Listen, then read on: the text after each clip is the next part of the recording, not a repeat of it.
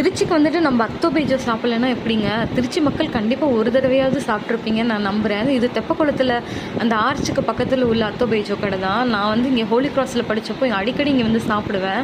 நான் எப்போ ஊருக்கு அம்மா வீட்டுக்கு வந்தாலும் கண்டிப்பாக நான் இதை வந்து அடிக்கடி வாங்கி சாப்பிடுவேன். என் தம்பியை வாங்கிட்டு வர சொல்லுவேன். இப்போ இங்கே வந்து 10-15 நாள் ஆச்சுங்க.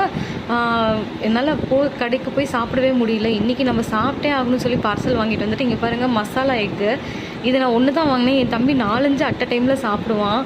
இது எங்கள் அம்மா கொஞ்சம் ட்ரை பண்ணி பார்த்தாங்க, என் பாப்பா கொஞ்சம் சாப்பிட்டான். ஆனால் இது வந்து கடித்து ஷேர் பண்ணிலாம் சாப்பிடக்கூடாது, முழுசாக வாயில் போட்டு சாப்பிட்ணும். அப்போ தான் இதோட டேஸ்ட் நல்லாயிருக்கும். எனக்கு பாருங்கள் கொஞ்சம் தான் கொடுத்தானுங்க. அப்புறம் நம்ம பார்சல் வந்துருச்சு. வீட்டுக்கு போனோடனே ஃபஸ்ட்டு வேலையாக பிளேட் எடுத்துகிட்டு உட்காந்துட்டேங்க. சாப்பிட்டே ஆகணுன்னு எக் அத்தோ ஒன்று, எக் பெய்ஜோ ஒன்று வாங்கியிருந்தேன்.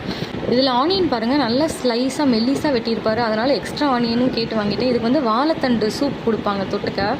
எனக்கு வந்து இல்லாமலும் சாப்பிட்டா பிடிக்கும், இருந்தாலும் பிடிக்கும். நான் இதுக்கு பாருங்கள் வெள்ளரி பிஞ்சை வந்து சாலட் மாதிரி கட் பண்ணி வச்சுட்டேன். அதில் முட்டையெல்லாம் போட்டு மிக்ஸ் பண்ணி கொடுத்துருக்குறாங்க. நீங்கள் திருச்சி தெப்பக்குளத்தில் சாப்பிட்ருந்தா கண்டிப்பாக மறக்காமல் கமெண்ட்டில் சொல்லுங்கள், நான் உங்களுக்கு ரிப்ளை பண்ணுறேன். வாழைத்தண்டு சூப்பு செம்மையாக தான் இருந்துச்சு. பாய், 2 days.